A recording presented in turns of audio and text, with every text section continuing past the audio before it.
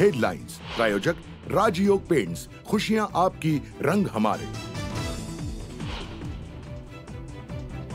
राष्ट्रवादीचे आमदार रोहित पवार यांची तब्बल 11 तास ईडीकडून चौकशी। 1 तारखेला पुन्हा ईडीनं चौकशीसाठी बोलावल्याची माहिती। कोरोना काळातील खिचडी वाटप आर्थिक घोटाळ्याप्रकरणी संदीप राऊत यांना ईडीचं समन्स। संजय राऊतांचे भाऊ संदीप यांची याआधी आर्थिक गुन्हे शाखेकडून चौकशी।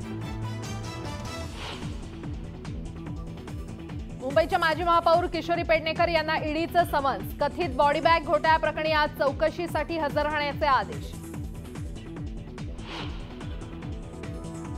मनोज जरांगेंना हायकोर्टाची नोटीस। जरांगेंच्या मुंबईतील आंदोलनामुळे जनजीवन विस्कळीत होणार नाही, ही सरकारची जबाबदारी। सरकारलाही ठणकावलं। मनोज जरांगेंचं भगवं वादळ पुण्यात। ठिकठिकाणी जरांगेंचं जल्लोषात स्वागत। मुंबई बंद करायला जात नाही, जरांगेंचं विधान। आज नवी मुंबईत धडकणार भगवं वादळ। एपीएमसीत आंदोलकांची व्यवस्था। 2 दिवस बंद राहणार बाजार समिती।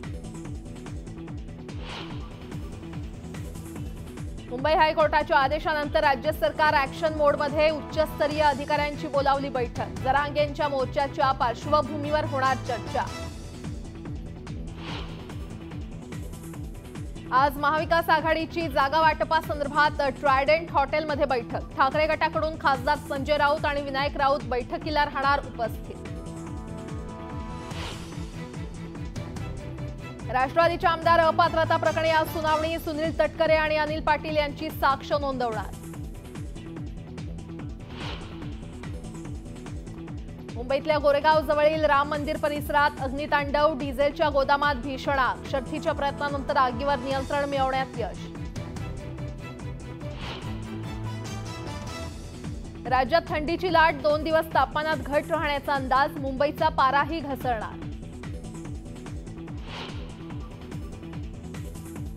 आणि पंतप्रधान नरेंद्र मोदी आज नवमतदारांसोबत साधणार संवाद। लोकसभा निवडणुकीच्या पार्श्वभूमीवर नमो नव मतदार मतदाता संमेलनाचं आयोजन।